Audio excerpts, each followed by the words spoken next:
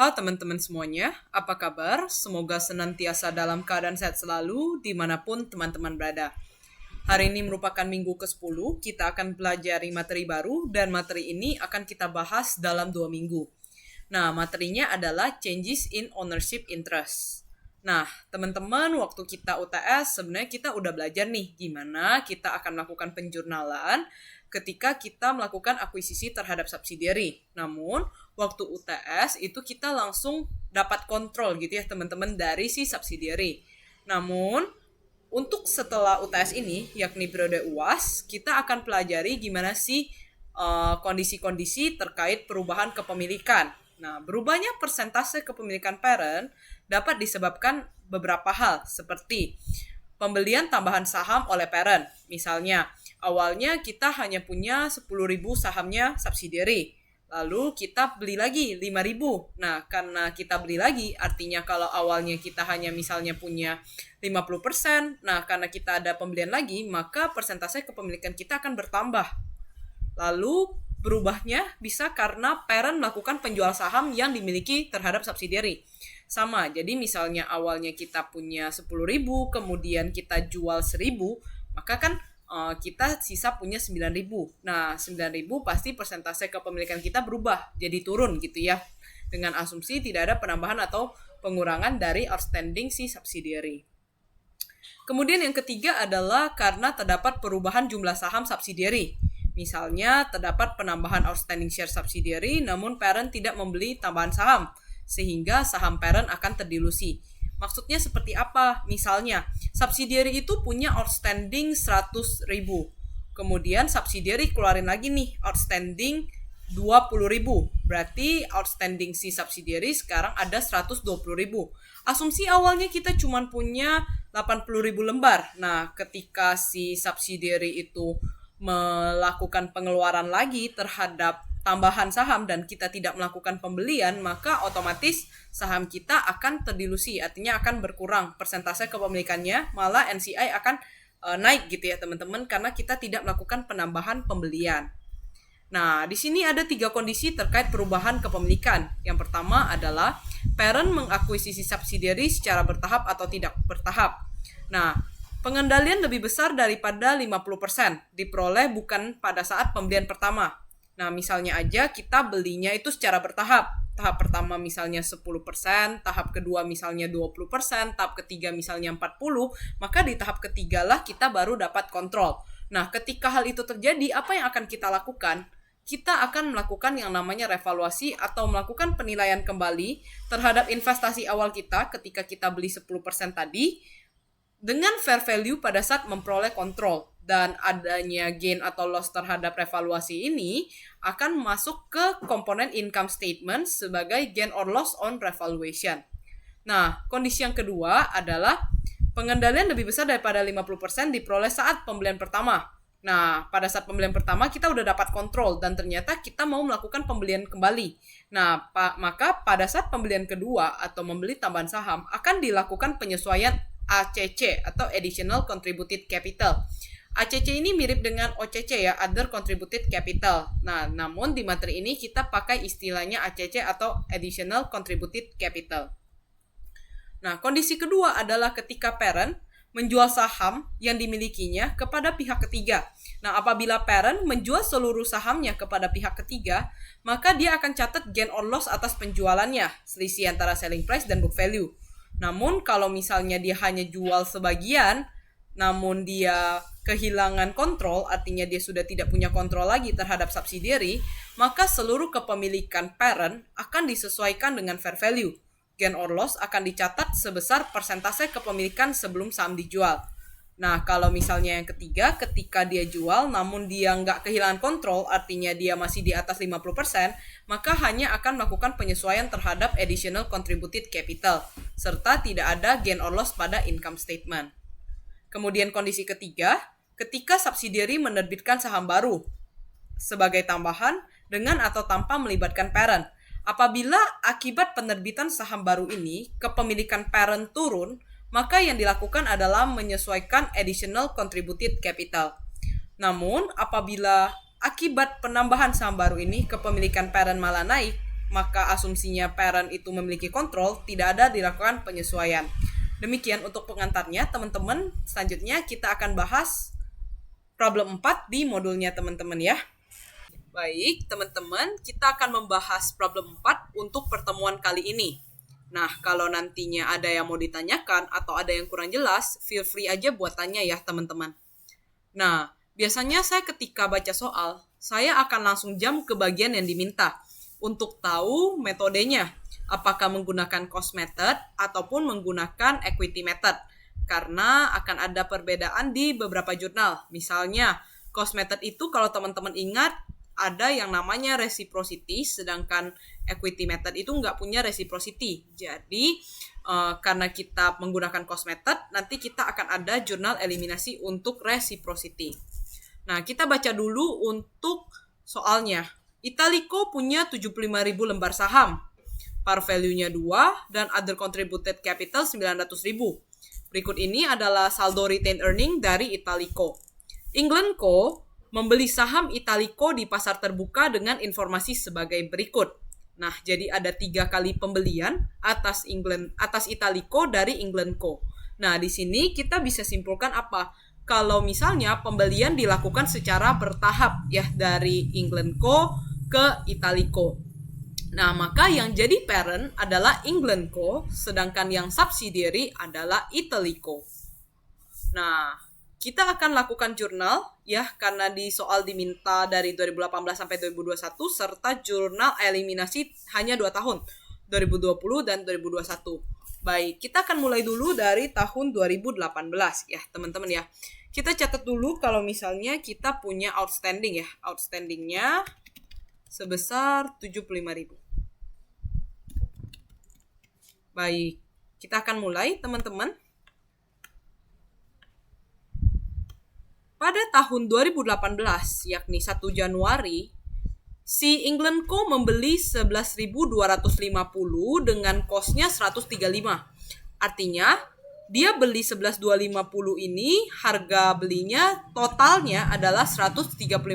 Berarti kalau kita menjurnal, jurnal investasi, masih ingat ya teman-teman ya, investment in subsidiary, atau kalau misalnya di sini mau langsung ke Italico juga boleh, pada cash. Sebesar berapa sih cost-nya? Yakni 135.000. Nah, di sini ketika kita melakukan pembelian di tanggal 1, kita harus cek apakah di tanggal 1 ini kita sudah punya kontrol atau belum. Kalau sudah punya kontrol, maka ingat harus melakukan eliminasi terhadap transaksi-transaksi yang bersifat intercompany. Ya, kita cek. Cara ceknya gimana gitu ya, teman-teman ya. Nah, cara ceknya adalah teman-teman beli berapa sih? 11.250 ya. 11.250 lembar. Nah, outstandingnya adalah 75.000 lembar. Nah, maka teman-teman punya kepemilikan adalah 15%. 15% masih di bawah 50. Artinya, di tanggal 1 Januari 2018, kita belum memiliki pengendalian terhadap si Italico. Artinya, kita tidak melakukan eliminasi di tahun 2018. Makanya di sini tahunnya 2018 gak dieliminasi. Nah, kita hitungin dulu ya, berapa sih cost persatuannya gitu ya. Nah, 135 itu untuk 11.250 saham. Maka persatuannya adalah $12. Nah, demikian untuk yang tanggal 1 Januari 2018. Kita jump ke 1 Januari 2019. Sama, ketika kita melakukan investasi, maka jurnalnya adalah debit investment in Italico, kreditnya adalah cash. Nah, kita beli 22.500 lembar saham dengan harganya 315.000. Artinya, kita tinggal tulis aja kalau kita membeli 315.000. Nah, seperti itu ya teman-teman ya. Nah, ingat ketika kita melakukan penambahan saham, kita harus lihat apakah di tahun tersebut kita sudah punya kontrol atau belum. Nah, kenapa kita harus lihat? Karena pada saat kita punya kontrol, yang pertama kita nantinya akan melakukan eliminasi terhadap intercompany transaction. Yang kedua, kita akan hitung berapa sih gain or loss revaluasi karena terdapat perbedaan cost setiap kali kita melakukan pembelian. Seperti itu teman-teman ya. Nah, jadi kita akan hitung dulu gitu ya teman-teman. Berapa sih kepemilikan kita setelah kita membeli lagi 22.500 lembar saham. Nah, kita awalnya punya 11.250. Kemudian kita beli lagi 22.500. Maka kepemilikan kita adalah 11.250 ditambah 22.500 kita bagi dengan outstandingnya kita yakni 75.000. Maka di tahun 2019 kepemilikan kita adalah 45%. Ya, kalau teman-teman mau tahu berapa sih tambahan pembeliannya, tinggal teman-teman hapus aja yang 11250 ini ya. Nah, kita beli tambahan sekitar 30%, maka secara total kita punya 45%. Ketika kita hanya mempunyai 45%, kita belum dapat kontrol dari perusahaan itu. Karena kita belum dapat kontrol, maka kita belum hitung berapa perbedaan atau revaluasinya, gitu ya. Nah, cost-nya kita bisa hitungin nih, 315.000 dibagi 22.500. Maka satu lembarnya kita beli seharga 14. Nah, kita jump lagi ke pembelian ketiga, yakni di tahun 2020. Di tahun 2020 kita juga melakukan pembelian, maka jurnalnya sama, investment in Italico pada cash. Seharga cost yakni 420.000. Nah, kita harus melakukan perhitungan lagi. Apakah dengan tambahan 26.250 lembar saham ini, kita sudah mendapatkan kontrol dari si Italico. Nah, caranya gimana? Awalnya 2018 itu kita punya 11.250. Kita beli lagi 22.500. Kita beli lagi 26.250. Dibagi outstandingnya 75.000. Maka di tahun 2020 kita sudah punya 80% kepemilikannya. Ya, 80% kepemilikan artinya kita sudah punya kontrol terhadap Italico. Nah, kita hitung dulu nih berapa cost untuk per lembar sahamnya. Kita beli 420.000 untuk 26.250 lembar saham. Maka satu lembar sahamnya adalah sebesar 16. Nah, teman-teman, ketika kita sudah mendapatkan kontrol, ya, 80%, ingat ya tadi di yang awal tadi ketika saya sharing tentang sedikit pengantarnya, disampaikan bahwa kalau misalnya kita sudah punya kontrol secara bertahap, maka apa yang harus kita lakukan? Nah, yang harus kita lakukan adalah, teman-teman, kita menghitung, ya, kita menghitung berapa sih revaluasi yang terjadi karena ketika teman-teman lihat setiap cost itu berbeda-beda ya. Nah, caranya gimana? Kita akan membandingkan berapa carrying value dan implied value. Nah, step pertama adalah teman-teman cari tahu dulu berapa sih initial purchase price-nya. Nah, initial purchase price-nya adalah berapa harga beli terhadap saham-saham sebelum kita mendapatkan ownership atau mendapatkan kontrol. Nah, kita melakukan pembelian ada 2 kali ya. 2018 kali dan 2019 kali sebelum kita dapat kontrolnya di tahun 2020. Maka initial purchase price-nya adalah 450.000. Nah, kemudian kita hitung dulu berapa perubahan RE sejak akuisisi. Nah, ini sama dengan kita menghitung yang namanya reciprocity. Nah, caranya masih ingat ya teman-teman, percentage dikali RE di tahun kita dapat kontrol dikurang RE pada saat awal, ya.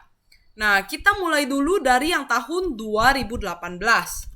Maka di tahun 2018 kita punya 15% kepemilikan. Dikali kita dapat kontrol di tahun 2020, maka RE 2020 ya teman-teman ya, 125.000 dikurang RE pada saat awal yakni di tahun 2018 sebesar 50.000. Kemudian kita tambahkan dengan di tahun 2019 kepemilikan kita bukanlah 45% yang kita ambil, tapi berapa tambahannya. Ya. Nah, kita beli 315 untuk menambah 30% kepemilikan kita ya. Maka 30% dikali RE 2019 RE tahun 2020 125.000 diselisihkan dengan RE 2019. Nah, maka dapat reciprocity atau change in subsidiary return earnings since acquisition-nya 18,750. Sekali lagi, 30%-nya bukan jumlah kepemilikan atau total kepemilikan 2019, namun berapa tambahan kepemilikan setelah kita membeli 22.500. Jadi 22.500 itu sebesar berapa persen kepemilikan? Yakni 30%. Nah, carrying value teman-teman jumlahkan. Bandingkan dengan implied value. Implied value ini seolah-olah semuanya teman-teman beli di tahun di mana teman-teman dapat kontrol. Jadi seolah-olah teman-teman membeli 11.250 lembar ini dan 22.500 lembar ini yang kalau cost-nya kita 12 dan 14 namun seolah-olah beli di tahun 2020, yakni adjust ke fair value-nya, yakni 540.000. Implied value lebih besar dari carrying value, maka kita punya gain sebesar selisihnya, yakni 71.250. Kita akan catat gain on revaluation. Nah, sebelum lupa kita jurnalin dulu ya. Kita punya gain, maka kita akan catat investment in Italico pada gain on revaluation, yakni sebesar 71.250. Nah, ketika teman-teman sudah mendapatkan kontrol, jangan lupa kita harus cari tahu dulu berapa sih difference-nya yang kita alokasikan ya. Nah, first thing first adalah teman-teman cari tahu dulu berapa implied value-nya. Nah, caranya gimana? Nah, teman-teman sekarang udah punya berapa lembar sih? Kita hitung ya. 11.250 ditambah 22.500 ditambahkan 26.250 dikali dengan fair value ketika kita dapat kontrol, yakni 16. Nah, maka implied value-nya sebesar 960.000. Masih ingat kita cari total dulu dengan cara 960 dibagi dengan 80%. Maka NCI-nya tinggal teman-teman selisihkan. Nah, kita selisihkan dengan book value of equity-nya. Nah, kita baca bareng-bareng ya. Book value of equity-nya kita dapat dari mana sih teman-teman gitu ya. Nah, yang pertama adalah biasa kita punya yang namanya common stock. Nah, karena tidak ada perubahan common stock, ya, maka awalnya kita punya 75.000, kita kalikan dengan par, ya, si Itali punya par ya. Maka common stock-nya adalah sebesar 150. Kemudian ada OCC atau Other Contributed Capital 900.000. Kemudian retain earning. Nah, retain earning-nya yang mana? Pada saat kita dapat kontrol, yakni Januari 1, 2020 sebesar 125.000. Komponen equity selesai, kita jumlahkan dulu. Berapa sih komponen equity-nya? Nah, komponen equity-nya 1175. Terdapat difference ya. Terdapat difference sebesar 25.000 kita alokasikan ke goodwill ya, teman-teman ya. Karena tidak ada di soal alokasi kemana, asumsi aja alokasinya ke goodwill. Nah, habis ya, karena kita udah alokasi ke goodwill. Nah, lalu kita akan lakukan eliminasi ya, teman-teman ya. Jurnal eliminasi. Yang pertama, jangan lupa eliminasi reciprocity.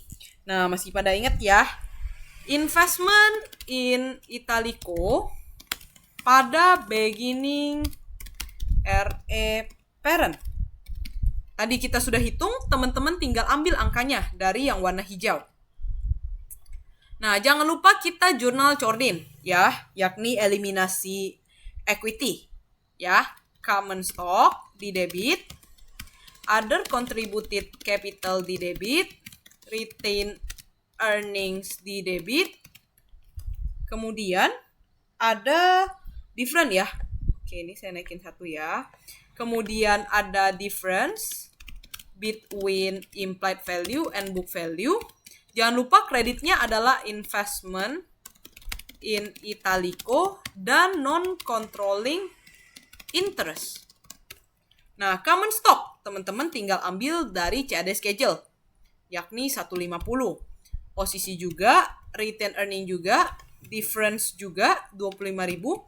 Untuk investment in Italico, tinggal dijumlahkan di bagian debit, lalu teman-teman kalikan dengan persentase kepemilikannya, yakni sebesar 80%. Maka untuk NCI, yakni 20%, dikali dengan total di bagian debit. Ya, maka dapat 240.000. Lalu yang ketiga adalah alokasi difference. Ya, berarti kita alokasi ke goodwill. Kreditnya adalah difference between implied value and book value sebesar 25.000. Nah, kita lanjut ke tahun 2021. Nah, di tahun 2018 sampai 2020 tidak ada dividen, maka kita tidak perlu melakukan eliminasi terhadap dividen. Kalau misalnya ada, maka kita eliminasi dividennya karena intercompany transaction. Pada tanggal 30 Desember 2021, Italico mengumumkan dividen sebesar 20.000. Pada tanggal 2 September 2021 menjual sebanyak 7.500. Nah, kita bahas yang jurnal penjualan dulu karena terjadi lebih dulu sebelum mengumumkan dividen. Ya, berarti kita akan jump ke tanggal 2 September 2021. Nah, teman-teman, ketika kita melakukan penjualan saham, ya kita harus lihat bagaimana kondisinya.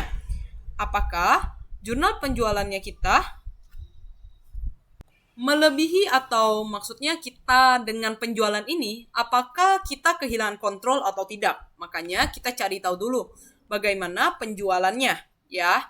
Nah, kita melakukan penjualan sebanyak 7.500 lembar. Nah, kita hitung dulu berapa sih ownership atau sisa kepemilikan yang kita miliki. Nah, awalnya kita punya sekitar ini ya, kita ambil dari sini aja, 11, 250 lembar. Lalu 2019 20 2.500, 2020 26 250. Kemudian kita melakukan penjualan 7.500. Nah, kita bagi dengan outstandingnya, yakni sebesar 75.000. Maka, ownership kita adalah 70%. Maka, kita bisa tahu berapa sih yang kita jual. Awalnya kita punya 80, kita jadi 70, maka yang kita jual adalah sebanyak 10%. Atau, cara kedua, 7.500-nya dibagi dengan outstandingnya, yakni 75.000. Namun, menurut pendapat saya lebih gampang kalau teman-teman cari berapa sih sisa kepemilikan ownership-nya setelah kita melakukan penjualan. Nah, jurnal penjualan. Karena kita jual, kita akan dapat cash. Kemudian kita kehilangan investasi kita ya. Berarti investment in Italico. Nah, kita jual 7.500, harganya 19. Berarti 7.500 kita kali 19, maka kita dapat cash sebesar 142.500. Untuk investment in Italico, nah kita jual berapa sih? 7.500. Kita kali dengan fair value pada saat kita mendapatkan kontrol. Kita dapat kontrol yaitu pada tahun 2020, berarti kalikan dengan 16. Maka karena kita dapat cashnya lebih besar, ya ada yang namanya additional contributed capital, ya, sebesar 22.500.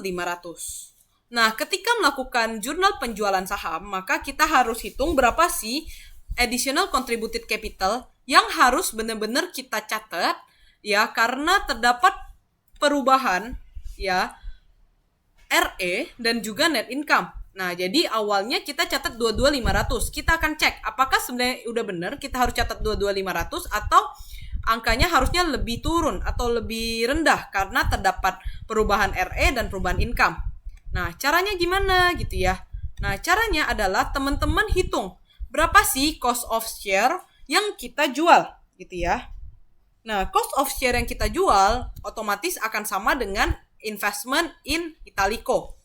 Lalu kita hitung juga berapa sih perubahan RE di tahun penjualannya kita gitu ya teman-teman ya. Di tahun penjualannya kita, di tahun kita harus hitung berapa perubahan RE di tahun sejak pertama kali kita dapat kontrol sampai dengan misalnya dia jualnya di tahun 2021 di tengah-tengah, berarti kita harus hitung dari 2020 full dan 2021 sampai dia jual gitu ya. Nah, 2020 kan udah lewat, makanya kita akan carinya change in RE, ya. Nah, 2021 itu kan masih setengah ya, maksudnya belum full 1 tahun. Maka kita akan carinya adalah change in income di 2021, ya. Nah, change in RE 2020. Nah, caranya adalah tinggal teman-teman pertama sekali adalah teman-teman kita menjual sebanyak tadi kalau nggak salah saya 10% ya. 10%, sebentar, 10%. Teman-teman kalikan dengan perubahan RE di tahun 2020, yakni diselisihkan dari 200.000 dikurang 125 karena tidak ada dividen dan lain sebagainya. Maka change in RE adalah sebesar 7.500. Nah, change in income. Kenapa income? Karena di tahun 2021 itu belum full 1 tahun. Artinya kita masih cari income-nya. Nah, caranya gimana teman-teman? Karena di sini ada dividen ya. Nah, caranya adalah kita cari tahu berapa sih change in income di 2021. Kalau teman-teman ingat, kita pakai RE statement, maka caranya adalah RE awal yakni tahun 2021, kita tambahkan dengan net income 2021, kita kurangkan dengan dividen 2021, maka akan dapat yang namanya RE akhir 2021 atau RE awal 2022. Nah, di soal kita dikasih tahu bahwa RE awalnya adalah 2021 ya, 200.000. Nah, kemudian net income-nya kan nggak dikasih tahu, maka kita kasih dulu tanda tanya. Dividennya, kita lihat apakah ada dividen. Oh, ternyata ada teman-teman, bahwa dia mengumumkan dividen 20.000. Maka kita minus 20.000. Nah, RE akhir kita tahu dari mana? Dari sini. RE akhir 2021 akan sama dengan RE awal 2022, yakni 300.000. Nah, kita akan cari tahu ini net income-nya. Nah, caranya gimana? 300.000 teman-teman selisihkan dengan 200.000 dikurang 20.000. Maka dapat 120.000. Nah, change in income-nya tinggal kita jualnya 10%. Ya, kemudian kita kalikan dengan change in income-nya yakni 120.000. Nah, karena kita jualnya di 2 September, kita hitung dari Januari, ini kan full 1 year ya, net income 1 tahun. Kita hanya sampai ke September awal, maka kita hitung Januari, Februari, Maret, April, Mei, Juni, Juli, Agustus. September gak masuk karena di awal, maka kita kali 8/12, maka dapat 8.000. Carrying value-nya tinggal teman-teman jumlahkan. Lalu bandingkan dengan selling price-nya 142, maka sebenarnya additional contributed capital-nya adalah 7.000.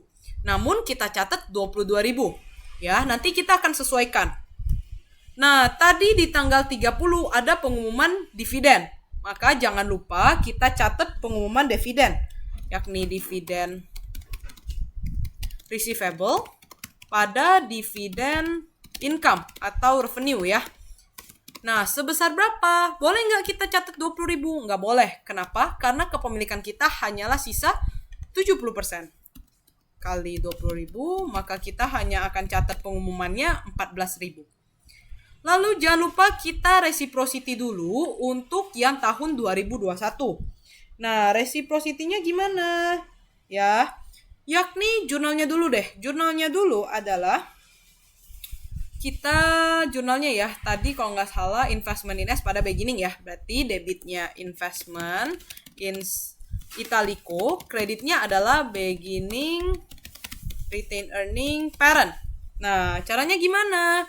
Sama ya, caranya adalah kita 70% kepemilikan ya, karena kita sisa 70, kita kalikan dengan RE di tahun 2021 ya, 200.000 dikurang dengan RE pada saat kita dapat kontrol 125.000. Lalu teman-teman jumlahkan dengan reciprocity di tahun sebelumnya yakni 18.750. Maka dapat 71.250. Kenapa? Karena balik lagi teman-teman, eliminasi itu tidak diposting, jadi akan di bawah gitu ya. Nah, kita lanjut ke yang kedua, yakni jurnal eliminasi. Nah, 2 dan 3 mungkin baru ya teman-teman ya. Jurnal ini muncul kenapa? Karena harusnya ACC itu hanya 7.000 ya, sesuai kita hitung karena ada perubahan income dan RE. Namun kita catat 22.500. Nah, kita akan lakukan eliminasi agar 22.500 itu jadi 7.000. Hubungannya kemana? Ke retained earnings dan ke income. Makanya eliminasinya ke RE dan ke income. Caranya gimana? Additional contributed capitalnya kita taruh di debit dan kita ke beginning retained earning pay.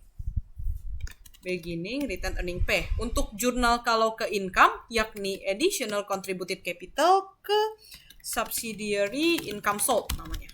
Nah, angkanya tinggal teman-teman ambil nih, 7.500 untuk RE dan untuk income adalah sebesar 8.000. Seperti itu teman-teman ya, untuk jurnal eliminasi. Nah, kalau mau buktikan udah sama atau belum, tinggal 22.500, lalu teman-teman selisihkan dengan ini dan ini, maka hasilnya 7.000. Udah sesuai gitu ya.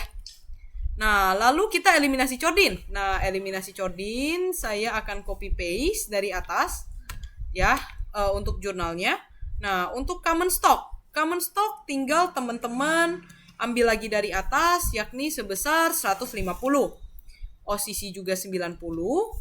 Lalu retained earnings-nya ya teman-teman ya. Retained earning-nya hati-hati ya. Retained earning-nya akan berubah ya. Jadi saya tinggalkan dulu. Difference tidak berubah, jadi bisa save atau sama dengan ya. Nah, retained earning-nya berarti retained earning beginning di tahun 2021, yakni sebesar 200.000. Nah, untuk investment ya, tidak lagi teman-teman menggunakan 80% karena sisa kepemilikan kita tinggal 70%. Maka kita pakai 70% dapat 892. Untuk non-controlling interest-nya berarti 30% karena kita cuma punya 70%. Dapat kali sum dulu ya. Sorry, sumnya ketinggalan teman-teman. Nah, maka dapat 382.500. Lalu jangan lupa alokasi goodwill. Difference between in-flight value-nya kita alokasikan ke goodwill ya. Difference between in-flight value and book value. Difference tidak akan berubah ya. Berarti 25.000.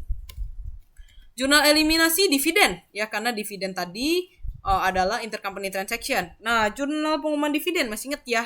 Debitnya dividen income atau revenue bebas.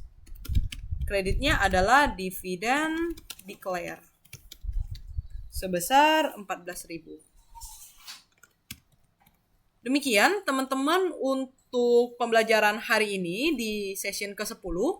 Terima kasih karena telah menyimak video ini sampai selesai. Jika nanti ada yang ingin ditanyakan, feel free aja buat chat untuk tanya lebih lanjut.